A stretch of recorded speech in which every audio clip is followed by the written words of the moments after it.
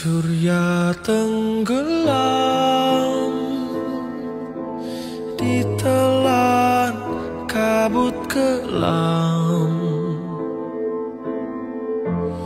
senja nan muram di hati remuk redam.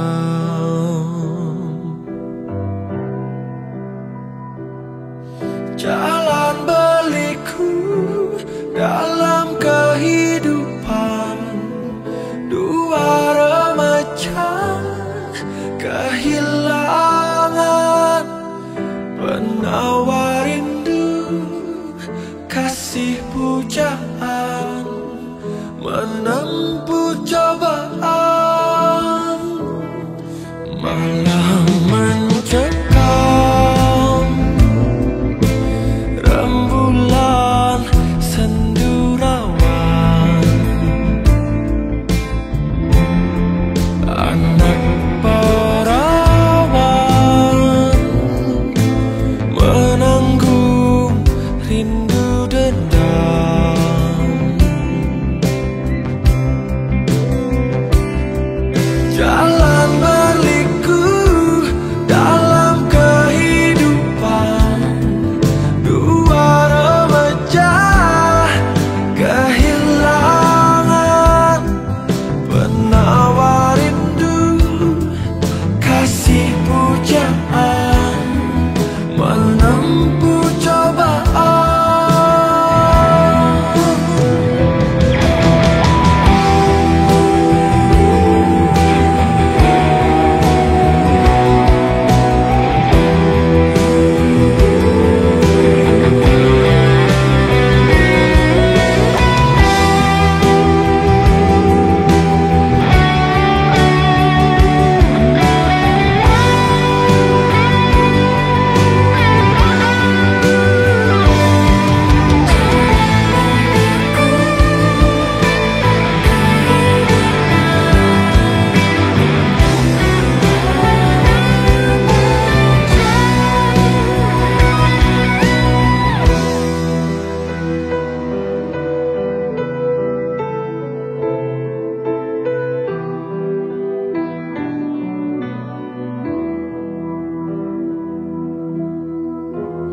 Surya tenggelam ditelan kabut kelam, senja nan muram di hati remuk redam.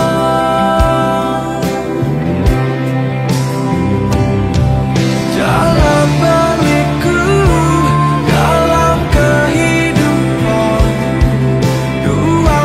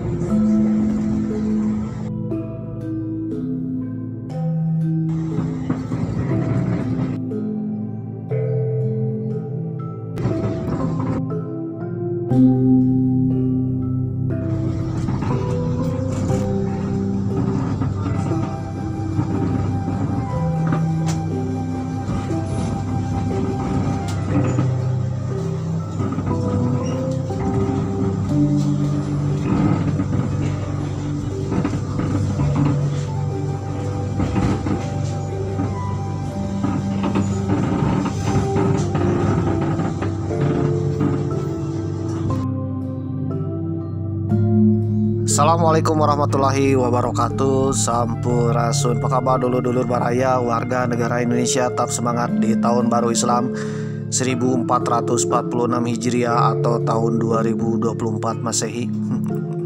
Gimana kabarnya hari ini? Mudah-mudahan kita semua tetap sehat-sehat selalu, diberkati, dan juga mudah-mudahan ya dapat rezeki. Amin. Mudah-mudahan diberi kemudahan dan apapun keinginannya mudah-mudahan tercapai pemirsa. Amin. Apalagi bentar lagi kita akan menghadapi pemilihan kepala daerah. Hampir seluruh wilayah di Indonesia akan melaksanakan pemilihan kepala daerah pemirsa. Nah itu tingkat gubernur, bupati atau mungkin wali kota pemirsa. Oleh karena itu marilah kita ikut serta ya dalam menyukseskan pemilihan kepala daerah, karena dengan ikut serta melaksanakan pemilihan kepala daerah otomatis kita ikut serta dalam pembangunan daerah di masa yang akan datang pemirsa, untuk memilih calon-calon pemimpin daerah yang akan memimpin daerah selanjutnya pemirsa. Mudah-mudahan siapapun yang terpilih nanti, entah itu jadi jadi bupati, jadi wali kota ya, entah itu jadi gubernur, bisa memimpin daerah, bisa mensejahterakan rakyat, dan juga bisa membangun daerah ke arah yang lebih baik pemirsa. Minimal tidak menyusahkan. Tidak menyusahkan rakyat sendiri, waduh ya, apalagi bikin kemunduran, waduh. Oleh karena itu pilihlah sesuai hati nurani ya, menurut saudara-saudara cocok. Pilihlah yang pemimpin yang cocok yang akan memimpin daerah saudara pemirsa. Oke pemirsa, memang masih melanjutkan perjalanan backpackeran ke kota Jakarta. Meskipun episode kali ini memang sedang berada di kereta api KA Lodaya New Generation menuju kota Tasikmalaya pemirsa ya. Waduh, sedang berada di dekat petak antara stasiun Nagreg, stasiun Lebak Jero dengan stasiun Leles pemirsa. Ini gimana ceritanya ya, backpackeran ke Jakarta kok nyungsepnya di Lebak Jero pemirsa. Jadi kalau saudara-saudara nonton langsung ke episode kali ini ya, mungkin saudara-saudara agak bingung ya. Oleh karena itu memang sarankan supaya tidak pusing ya, nggak usah beli botrek. Tapi tontonlah video episode sebelumnya pemirsa ya, memang akan cantumkan di link deskripsi. Tontonlah episode 1, 2, dan 3 dan seterusnya. Dan kali ini episode keberapa ya, ke-42 kalau nggak salah. Udah 40 episode backpackeran kota Jakarta ya, keliling-keliling, dan sekarang sedang berada naik kereta api di sekitaran area Nagreg, Lebak Jero, dan Leles pemirsa. Daerah antara Cicalengka, Bandung menuju kota Tasikmalaya pemirsa, di daerah pegunungan. Jadi video ini dibuat bulan Juli ya, bertepatan tanggal 1 Muharram tahun baru Islam 1446 Hijriah, hari libur. Dan juga bertepatan dengan hari libur sekolah Rey ya, libur sekolah tahun ajaran baru. Oleh karena itu memang untuk refreshing ya, jalan-jalan ke Jakarta ala backpackeran, mencari sehemat mungkin dan cari pengalaman, dan juga cari yang sesuatu yang menakjubkan pemirsa. Sampai akhirnya Mamang sedang berada di kereta api Lodaya menuju kota Tasikmalaya, di jalur antara Lebak Jero, Nagreg, dan juga Leles.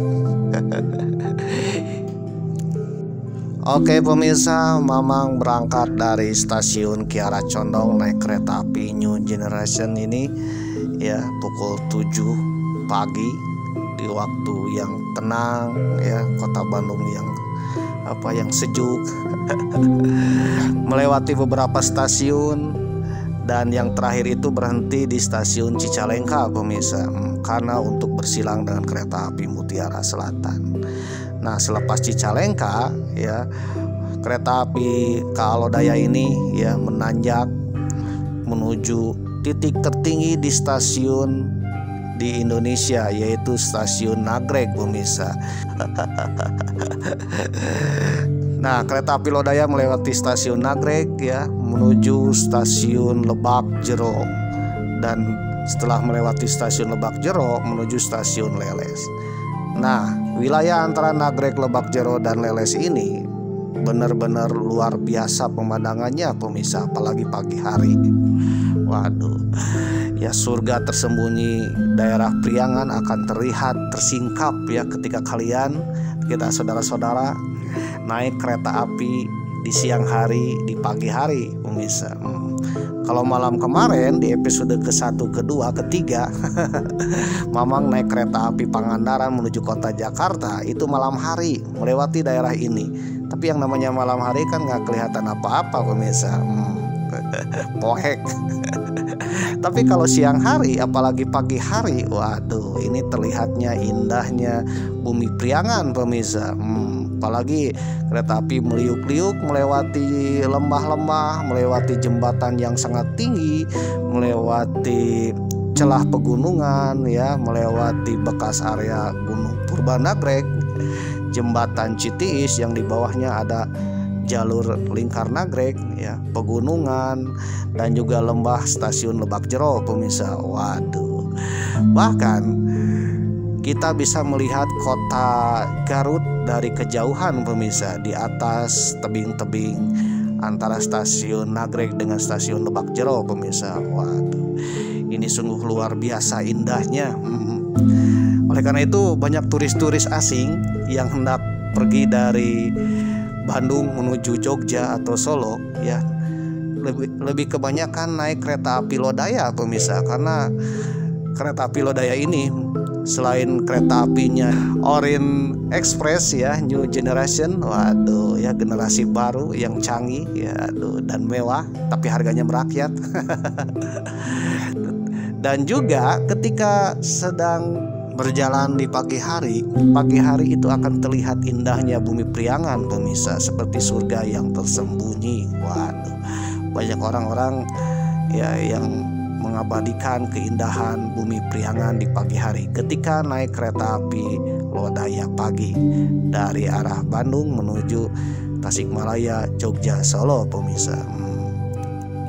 Jadi inilah salah satu keunggulan dari kereta api Lodaya New Generation yang pagi hari.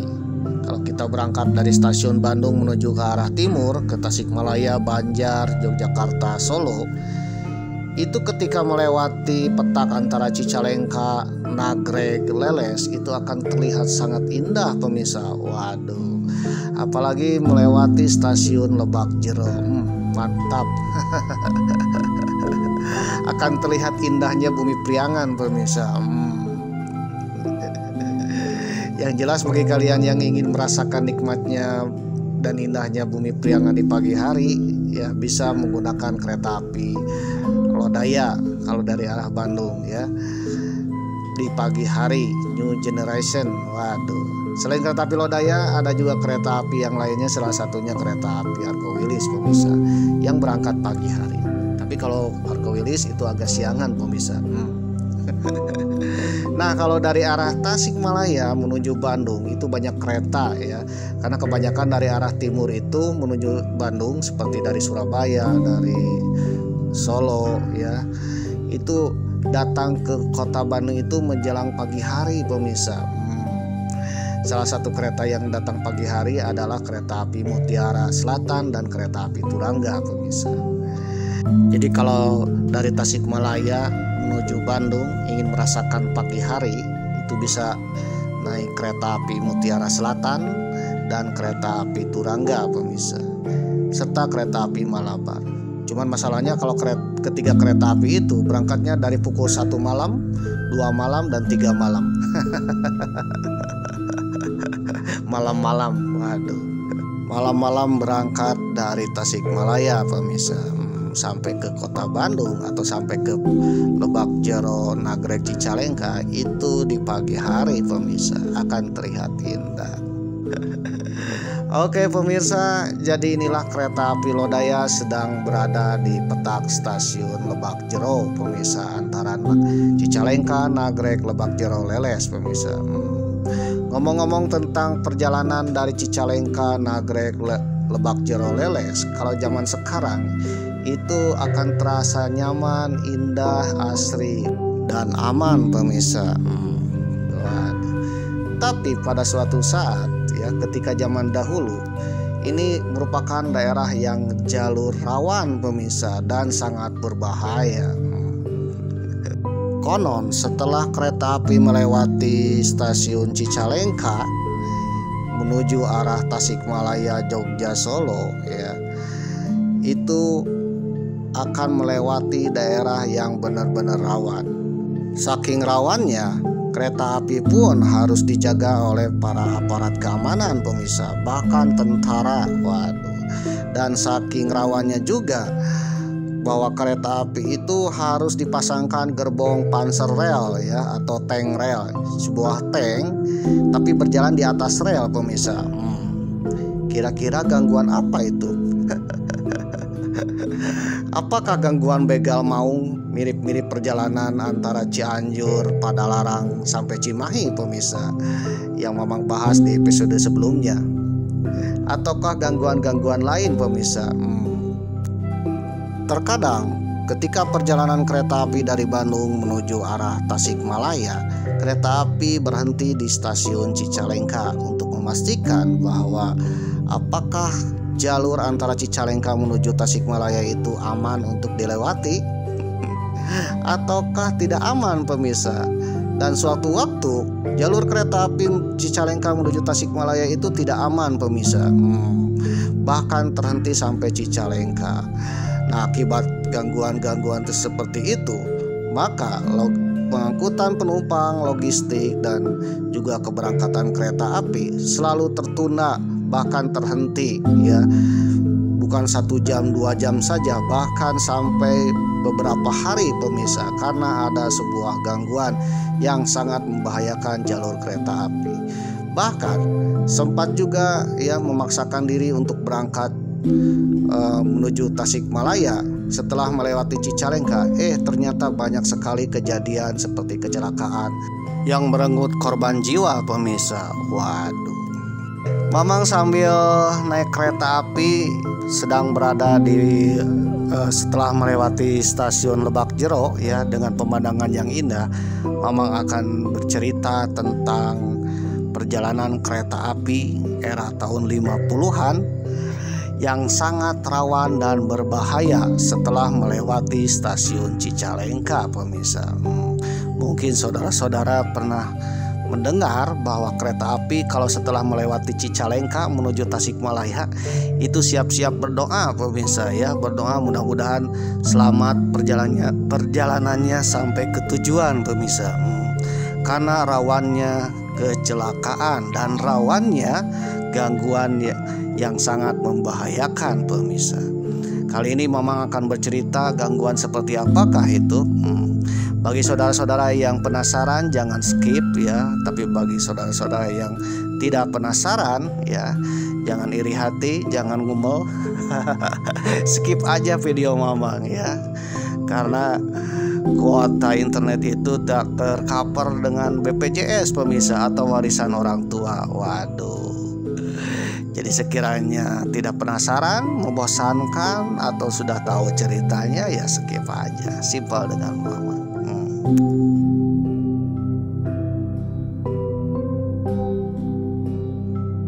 Dilansir dari artikel rodasayap.com dengan judul artikel Kereta Api dan DITI bagian pertama.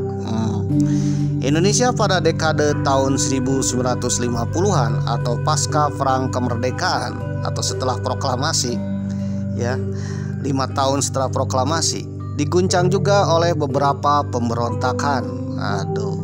Salah satu pemberontakan besar pada awal berdirinya Republik Indonesia ada pemberontakan Darul Islam, Tentara Islam Indonesia, atau disingkat DITII, atau orang Jawa Barat bilang itu gerombolan pemirsa, atau dibilang juga itu adalah istilah KKB ya. Pengacau keamanan pemirsa. Pemberontakan ini sempat berkobar hebat di Jawa Barat dan Jawa Tengah bagian barat, membawa dampak terhadap perkeretaapian di wilayah tersebut. Hubungan kereta api dan DITI bukanlah hubungan hangat, namun hubungan pahit yang penuh darah dan air mata. Kereta api menjadi sasaran DITI, baik untuk diganggu, diserang, dan dirampok, bahkan disabotase. DITI menerapkan strategi perang semesta, di mana mereka yang dianggap melawan dan berpihak ke pemerintah pusat atau Republik Indonesia akan dihabisi tanpa ampun pemirsa. Strategi ini menyebabkan terjadinya pembantaian terhadap penduduk beberapa desa di Jawa Barat, seperti di Tasikmalaya, Garut, ya, dan juga Bandung pemirsa, yang dianggap pemerintah pusat. Penduduk desa dibantai tanpa pandang bulu, baik laki-laki maupun perempuan, dewasa ataupun anak-anak. Semua yang terlihat oleh gerombolan atau sebutannya DITI oleh orang Jawa Barat akan ditembak mati atau dibunuh. Gerombolan juga tidak segan-segan untuk menembaki kereta api penumpang yang membawa warga sipil. Pada masa itu, wilayah-wilayah yang rawan DITI itu melingkupi seluruh wilayah Priangan pemirsa, bahkan mengepung wilayah kota Bandung. Namun sampai akhirnya DITI bubar, kota Bandung tetap aman. Tetapi pinggir-pinggir kota Bandung itu rawan pemirsa. Jadi kereta api yang berangkat dari Bandung itu kalau hendak keluar kota Bandung, entah itu ke arah Jakarta atau ke arah Tasikmalaya, Jogja, siap-siap berhadapan dengan para gerombolan yang senantiasa menyerang atau mensabotase perjalanan kereta api. Bila kereta api berangkat dari Bandung menuju Jakarta, melewati Purwakarta atau Cianjur, selepas stasiun Cimahi, itu dianggap rawan berbahaya pemirsa. Melewati Purwakarta atau melewati daerah-daerah Cianjur yang pegunungan, itu siap-siap dihadang oleh para gerombolan pemirsa. Begitu juga menuju arah timur, menuju arah Tasikmalaya, menuju Banjar, menuju Jogja, Solo pemirsa. Kalau selepas stasiun Cicalengka, itu siap-siap kereta api menghadapi rawan berbahaya, rawan serangan atau sabotase dari para gerombolan pemirsa. Itu kalau setelah melewati stasiun Cicalengka itu dianggap sangat-sangat rawan dan berbahaya. Pada masa itu, jalur kereta api dari Bandung Cicalengka, selepas Cicalengka itu menuju Tasikmalaya sampai Banjar, sampai Kroya, itu dianggap kurang aman pada saat itu. Kurang aman karena sering kali terjadi sabotase dan serangan dari para gerombolan terhadap perjalanan kereta api, bahkan menimbulkan kecelakaan pada kereta api pemirsa. Oleh karena itu, kalau kita jalan-jalan dan bepergian pada era tahun 50-an, pada masa gerombolan-gerombolan merajalela naik kereta api, kalau selepas stasiun Cicalengka kita harus sering-sering berdoa pemirsa. Karena selain daerahnya yang rawan ya, yang terjal, juga karena rawan dari serangan para gerombolan, yaitu Darul Islam atau Tentara Islam Indonesia. Konon daerah-daerah tersebut merupakan daerah basisnya pertahanan Darul Islam pemirsa. Darul Islam Tentara Islam Indonesia atau dikenal dengan DITI. Daerah kereta api dari Cicalengka menuju Tasikmalaya itu melewati daerah-daerah yang basisnya DITI era tahun 1150-an pemirsa. Jadi kalau kita perjalanan dari Bandung menuju Tasikmalaya pada saat itu, setelah Cicalengka, waduh, kita harus siap-siap ya menghadapi resikonya. Terkadang kereta api pun tidak bisa diberangkatkan, ya terhenti di stasiun Cicalengka karena masalah keamanan pemirsa. Waduh. Dilansir dari ayobandung.com dengan judul artikel Kronik Zaman Gerombolan di Kawadanaan Cicalengka tahun 1950 sampai tahun 1958, ditulis oleh Atep Kurnia, edisi Minggu 8 Januari 2023. Dalam subjudul serangan di Cicalengka dikatakan malam itu, Sabtu malam 14 April 1951, kota Cicalengka juga diserang oleh gerombolan dari jurusan selatan dan timur. Lalu terjadi tembak-menembak antara gerombolan dan tentara dibantu oleh polisi selama 1 jam. Korban dari tembak-menembak ini seorang penduduk tewas. Selanjutnya pada malam 24 sampai 25 Juli 1951 dikabarkan polisi dan CPM atau polisi militer yang berada di Cicalengka menangkap 12 orang yang ditengarai gerombolan. Sabtu 24 Juli 1951 Batalion Kilat APRI atau singkatan dari Angkatan Perang Republik Indonesia atau pada masa itu TNI dan Polri disatukan jadi APRI. APRI nanti berubah menjadi ABRI. Bertempur dengan gerombolan di Kampung Pasir Angan, Ciparai, dan keesokan paginya pertempuran terjadi lagi. Gerombolan diberitakan merampok 5 rumah di Kampung Cilame dan menculik masyarakat. Waduh. Tiap hari tiap pekan para wartawan atau jurnalis koran-koran pada masa itu memberitakan bahwa daerah Bandung sekitar termasuk daerah Cicalengka, Nagreg, Lebak Jero sampai ke Garut sana, sampai ke Tasikmalaya, sering diberitakan tentang gerombolan pemisah yang meresahkan masyarakat. Dari edisi 12 April 1952 Suara Merdeka memberitakan bahwa kota Cicalengka sempat diserang oleh para gerombolan.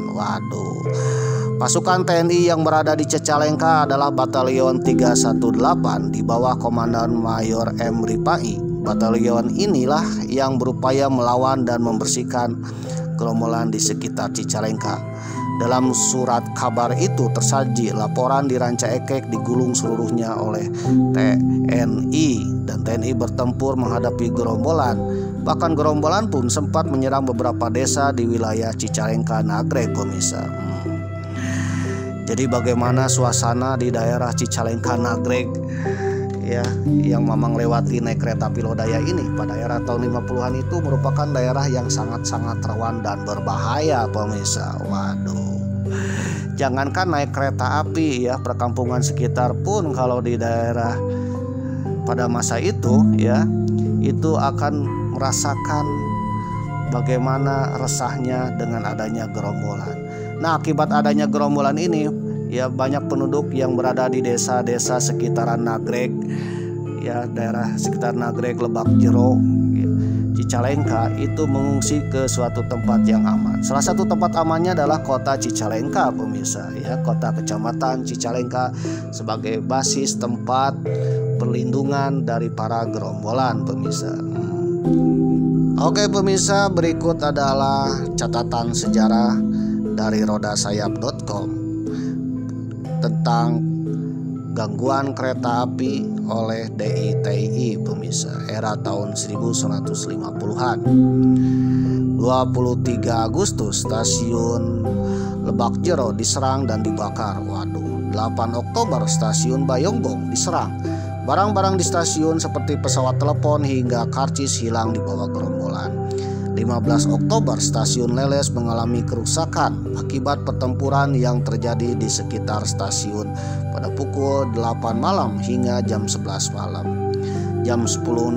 Tanggal 10 November tahun 1951 akibat pertempuran di sekitar stasiun Ciawi Tasikmalaya, banyak kawat sinyal yang terputus, pemirsa. 7 Maret 1952 kereta api dengan nomor 8217 kereta api uap yang sedang berhenti di pemberhentian Tengah Tani diserang gerombolan. Gerombolan merampas 4 buah kantong pos berisi uang tunai senilai Rp60.200. 60.000 pada saat itu mungkin berapa sekitar 6 jutaan. Tanggal 16 April 1952 stasiun Warung Bandrek diserang gerombolan. Pintu dan alat-alat kantor dirusak. Uang sebesar Rp16 dibawa kabur.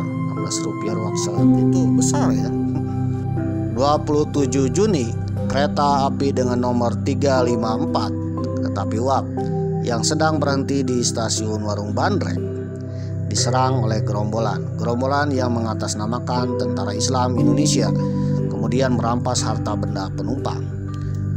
1 Juli 1952 sekitar pukul 5 sore perhentian Pasir Jengkol, yaitu petak dari Cibatu menuju Garut ya, diserang oleh sekitar 200 orang gerombolan berseragam bersenjata lengkap.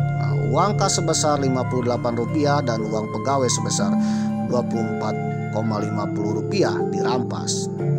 14 Juli 1952 pos TNI di stasiun Kadong Kagabus dan Kago Kagabus diserang oleh gerombolan. Kawat sinyal masuk pihak Celengeh putus akibat pertempuran. 2 Agustus 1952 pertempuran terjadi di sekitar stasiun Cikajang. Rumah dinas kereta api dibakar, lokomotif yang parkir terkena peluru nyasar, pintu dan jendela stasiun rusak, harta benda kepala stasiun dan seorang konektor dirampas. Kantor polisi dibakar dan seorang polisi ditembak. Waduh. 10 Oktober 1952 sekitar pukul 18.45 atau jam setengah 7 malam terdengar suara-suara tembakan di sekitar stasiun Malangbong. Tembakan memungkinkan sangat besar diarahkan ke stasiun. Akibatnya genting-genting stasiun terkena tembakan dan kawat telepon telegraf putus. Waduh. Selain stasiun yang diserang, ternyata kereta api pun mendapat gangguan. Nah, berikut adalah daftar gangguan serangan dari gerombolan DITI ya, yang dikutip dari rodasayap.com. 24 Juli 1951, 4 orang pengacau bersenjata pisau melarang masinis untuk berangkat dari stasiun Nagreg. Waduh. 10 Agustus 1951, stasiun Nagreg, 2 orang pengacau menaiki lok dan memaksa masinis untuk berjalan dengan perlahan. 2 orang pengacau lainnya menaiki kereta api bagasi dan rem pakem, menodong pegawai kereta api yang berada di dalamnya dan menurunkan muatan berupa 4 baal kain. Waduh. 2 Februari 1952 sebelum kereta api pertama lewat di jembatan Citiis. Nah, jembatan Citiis ini salah satu jembatan antara Nagreg Lebak Jero yang di bawahnya sekarang adalah jalan Lingkar Nagreg. Kalau dulu tidak ada jalan Lingkar Nagreg di bawahnya pemirsa, hanya lembah biasa. Pada tanggal tersebut ditemukan 8 buah bantalan terbakar akibat disabotase. Untungnya kereta api tidak sempat melintasi pemirsa. Waduh. 10 Mei 1952 kereta api dengan nomor 80319 ditembaki dari kiri dan kanannya oleh gerombolan di kilometer 199 plus 10 petak Leles Lebak Jero. Akibatnya 12 orang mengalami luka-luka. 11 Mei 1952 di kilometer yang sama petak Leles Lebak Jero, juru penilik jalan ya, yang memeriksa jalan yang selalu berjalan kaki ya sebelum kereta api lewat, itu menemukan tumpukan batu dan lesung di rel. Waduh. Hal ini merupakan tindakan sabotase yang ditujukan ke kereta api 8319 kereta api uap menuju Tasikmalaya, yang untungnya sudah melewati lokasi sebelum batu dan lesung dipasang di rel tersebut. 5 Juli 1952 kereta api dengan nomor 2332 dihentikan oleh mandor bernama Agus Eman di kilometer 222 plus 4 ya. Kereta rel di depannya telah disabotase. Sambungan rel dan baut bantalannya sebanyak 6 buah di sisi kanan telah dilepas oleh gerombolan. Petak ini berada Lebak Jero Leles pemirsa. 24 Juli 1952 kereta api 8343 ditembaki oleh gerombolan di petak Lebak Jero Nagreg. Akibatnya 8 orang mengalami luka-luka. Waduh. 26 Juli 1952 kereta api jurusan Bandung Yogyakarta ya, nomor 8317. Ini merupakan kereta api cepat ya. terguling di kilometer 223+3, yaitu wilayah antara stasiun Warung Bandrek, Malangbong, dan Leles pemirsa. Akibatnya 3 batang rel dilepas oleh gerombolan dan lokomotif uap D52064 terguling bersama dengan DL7021, CL5113 dan CL5067. Itu adalah gerbong atau kereta makan dan kereta penumpang pemirsa. Akibat kejadian ini 6 orang meninggal dunia, 10 orang luka berat dan 3 orang luka ringan. Setelah kereta api terguling, gerombolan muncul dan merampas harta benda penumpang. Pika sebelum ya.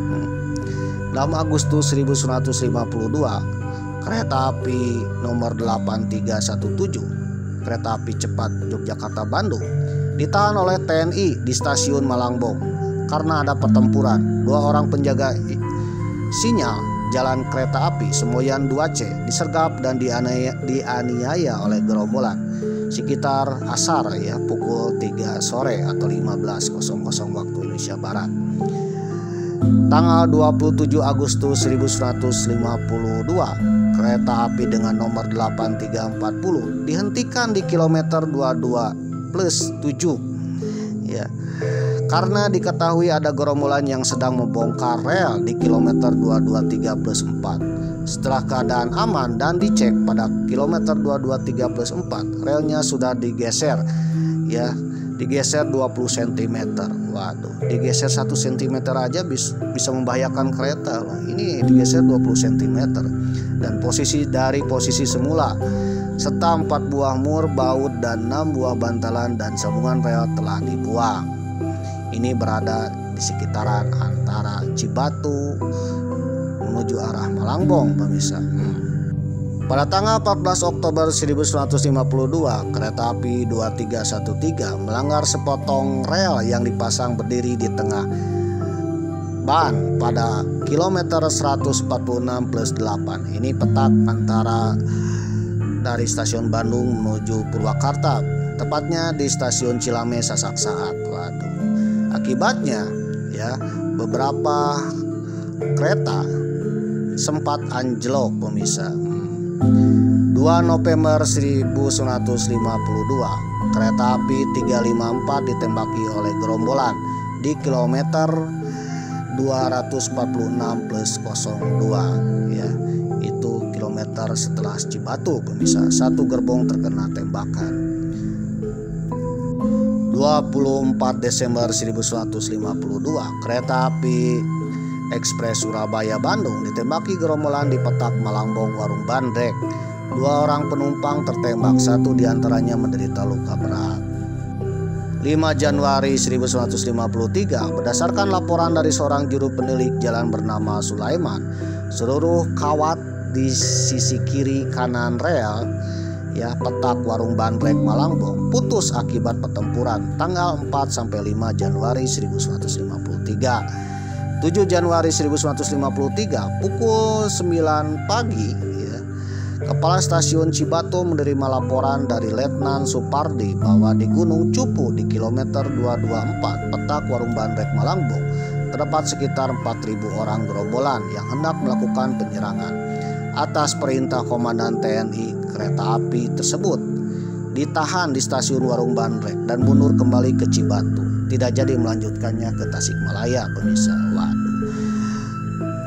31 Januari 1953, kereta api dengan nomor 2305, kereta api barang Banjar Cibatu ya, dihadang oleh gerombolan di kilometer 239 petak Trowek Cipendei ya, menuju arah Tasikmalaya. Gerombolan menghentikan kereta api 2305 setelah sebelumnya merampas 1 perban trommel ya dan 1 bendera merah dan barang-barang milik pegawai.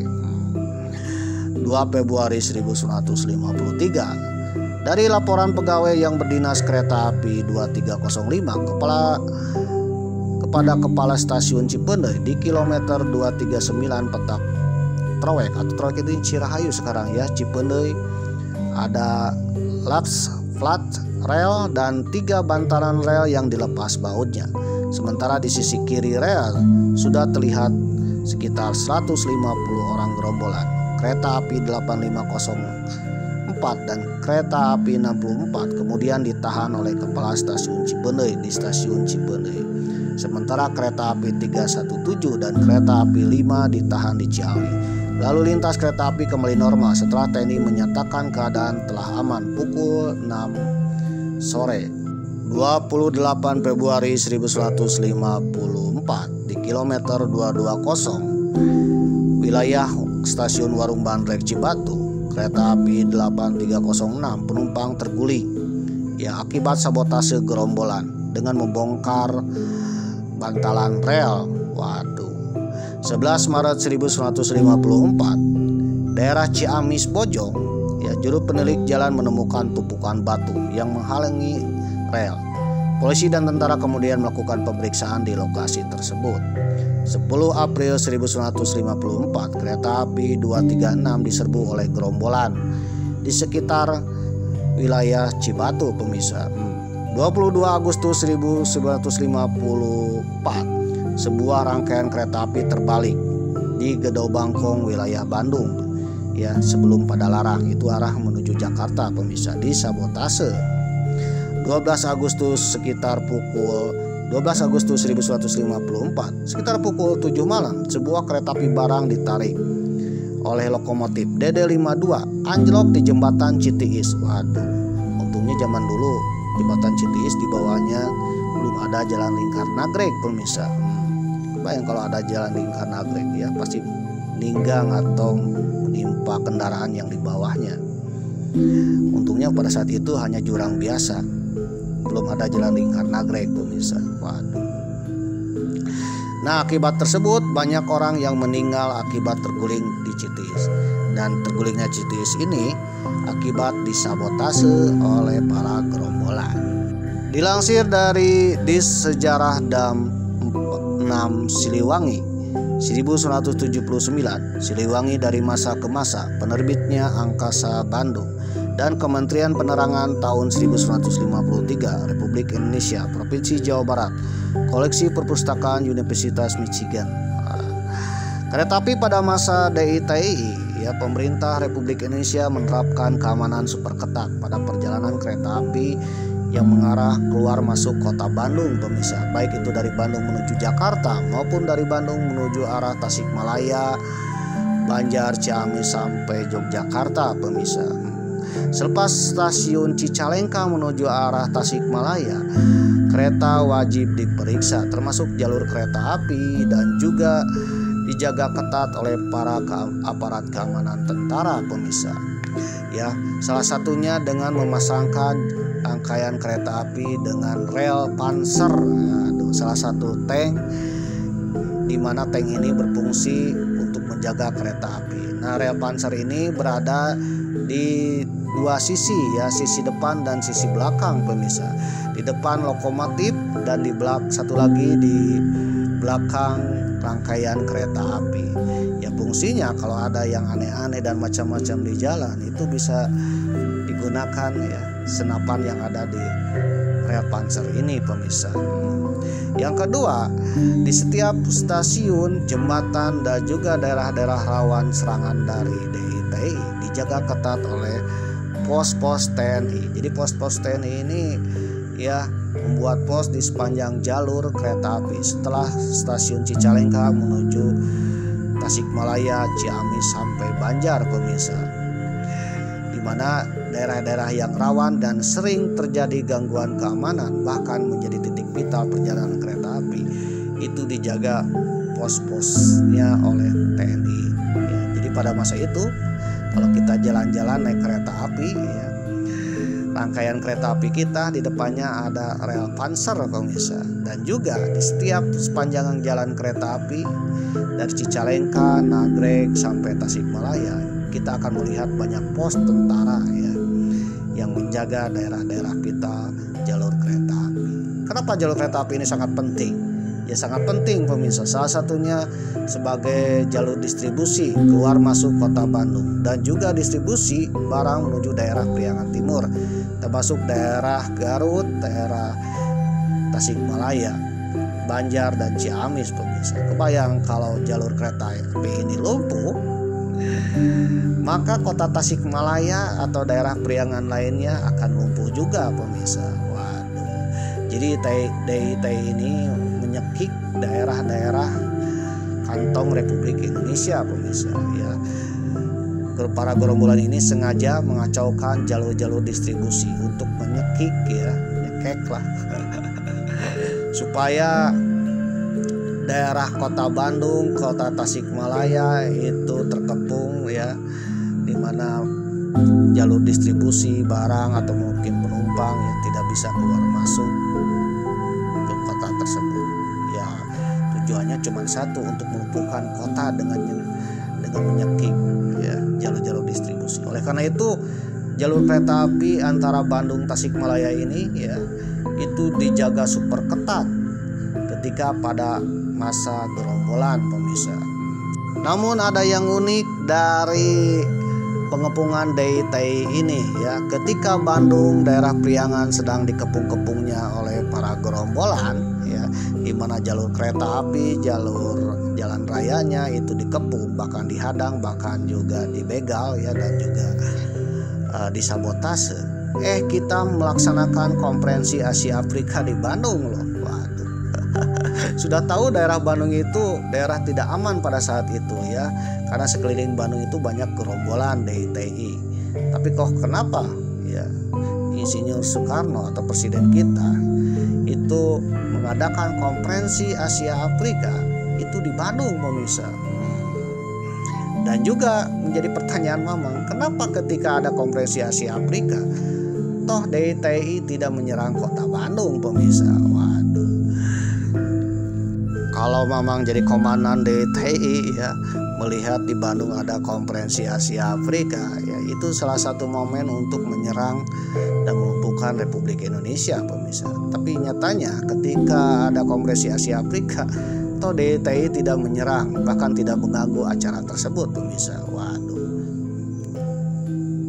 Dilansir dari Pikiran Rakyat tanggal 5 Mei 1955 terungkap soal adanya rencana sebuah gerombolan bersenjata atau kita kenal dengan DITI untuk mengacaukan konferensi Asia Afrika. Ternyata berhasil digagalkan. Menurut perwira PES Nawawi Alif, setelah konferensi Bogor, gerombolan DITI pada tanggal 1 Januari 1955 berkumpul di Gunung Haruman. Nah, Gunung Haruman Garut. Gunung Haruman Garut ini kalau kita naik kereta api Lodaya ya, akan terlihat Gunung Haruman sebelum stasiun Cibatu pemirsa ya. Ternyata ya sekitar Gunung Haruman ini adalah markas DITI pada saat itu. Waduh. Para perwira pemimpin DITI ya berkumpul di Gunung Haruman tanggal 1 Januari 1955. Komandan mereka antara lain Oze Mansur, Harumanjah Gozdin, Udin Sadikin, Kurnia dan Danu. Rapat DITI dipimpin oleh Taulikul Rahmat, menamakan dirinya Sekjen Pertahanan DITI. Rencananya adalah pertempuran di dalam kota sebelum konferensi Asia Afrika di Bandung pemirsa. Namun pihak keamanan terlebih dahulu mengadakan razia di Bandung dan menahan sekitar 100 orang yang dicurigai. Selama April tahun 1955 terjadi 52 kontak senjata yang menewaskan 33 anggota gerombolan. Di pihak TNI gugur 5 orang dan 43 orang sipil atau rakyat biasa terbunuh pemirsa. Sebanyak 44 pucuk senjata milik gerombolan dirampas. Usaha pengacauan konferensi tidak pernah berhasil. Pada hari H ya, hari terjadinya konferensi, Senin 18 April 1955, Jalan Raya Asia Afrika ditutup. Pasukan bersenjata tersebar di daerah-daerah dan titik-titik rawan di kota Bandung dan juga di sekitaran kota Bandung, dan juga daerah-daerah rawan di luar kota Bandung. Beca-beca yang biasanya melintas di jalan itu harus memutar jalan yang lebih jauh. Tukang beca menaikkan tarif dan penjualan bahan makanan pun menaikkan harga-harga. Harga-harga diturunkan lagi seusai konferensi Asia Afrika. Aneh dan bersyukurnya ketika konferensi Asia Afrika yang dihadiri oleh kepala negara bangsa-bangsa di Asia dan Afrika itu berkumpul di kota Bandung. Anehnya bahwa pada saat terjadinya konferensi Asia Afrika tidak terjadi penyerangan ya atau serangan atau sabotase dari pihak gerombolan pemirsa.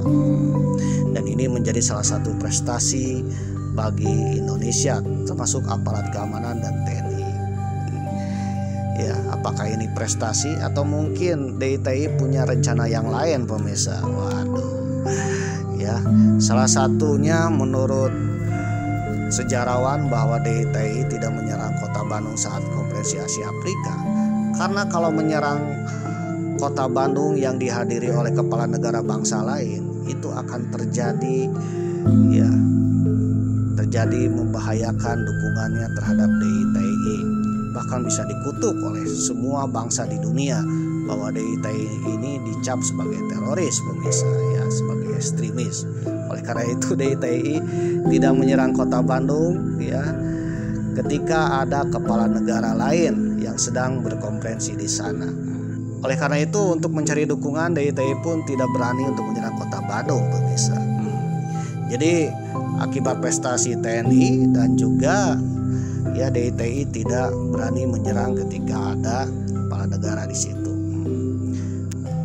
Namun setelah konferensi Asia Afrika berakhir ya, selesai, justru keadaan keamanan di Jawa Barat pasca konferensi Asia Afrika bertambah suram, terutama di kawasan Priangan Timur. Pertengahan Mei 1955, sebuah jeep tentara di kampung Sindangwangi, Singaparna, sebuah jeep tentara dicegat oleh 60 orang bersenjata. Dalam kontak bersenjata selama 1 jam, seorang tentara dan seorang juru tulis gugur. Tetapi tentara berhasil menewaskan 3 orang dari gerombolan bersenjata itu. Pada saat yang hampir bersamaan, ya, sebuah oplet, kalau sekarang minibus ya, angkot lah, bernomor D7912 dicegat 100 orang di Manonjaya, ya, Tasikmalaya. Oplet lolos namun ditembaki, menyebabkan 2 penumpang meninggal. Serangan gerombolan bersenjata terjadi juga di Legok, Pangandaran. Sebuah truk dicegat, 100 orang bersenjata, seorang polisi dan seorang guru sekolah rakyat atau SD ya, ditembak mati. Ini dilansir dari Pikiran Rakyat edisi 16 Mei 1955. Pada tanggal 3 Juni 1955, sebuah truk tentara dari Batalion 321 di Karaca, Ciamis dicegat oleh 30 orang gerombolan bersenjata dalam tembak-menembak. Seorang tentara gugur dan 2 lagi luka-luka. Selain itu, sebanyak 77 rumah di Kampung Lebak Jaya, Karangpawitan, Garut pada awal Juni di Garong. Aksi ini juga menewaskan 2 orang. Serangan gerombolan juga terjadi di Kampung Pasangrahan, Bojong Bonang, Garut, sekitar 100 orang. Bersenjata menjarah 50 orang dan menimbulkan kerugian sebesar Rp896. Waktu itu besar ya. Dan membawa lari beberapa ekor domba dan kambing atau biri-biri. Ini edisi Pikiran Rakyat 6 Juni 1955. Bagaimana dengan perjalanan kereta api setelah pasca konferensi Asia Afrika? Pada hari Kamis 12 Mei 1955 atau setelah konferensi Asia Afrika berakhir, terjadi kecelakaan hebat menimpa kereta api cepat Yogyakarta-Bandung di kawasan antara Ciamis Manonjaya, sekitar 70 meter sebelum jembatan Cirahong. Sebuah lok, sebuah gerbong barang, dan 2 buah gerbong kereta penumpang tergelincir. Kecelakaan itu menewaskan 33 orang, sementara 20 luka berat. Adanya kecelakaan itu, ini gara-gara adanya sabotase dari pihak gerombolan tahun 1950-an. Ya, ini berdasarkan Pikiran Rakyat, koran Pikiran Rakyat 13 Mei 1955. Pada tahun 1960-an, pemerintah Indonesia mengadakan operasi yang dikenal dengan Operasi Baratayuda dan Operasi Pagar Betis untuk memberantas gerombolan pengacau atau DITI. Nah, salah satunya Operasi Pagar Betis yang melibatkan rakyat ya warga Jawa Barat untuk menghentikan pemberontakan DITI pemirsa.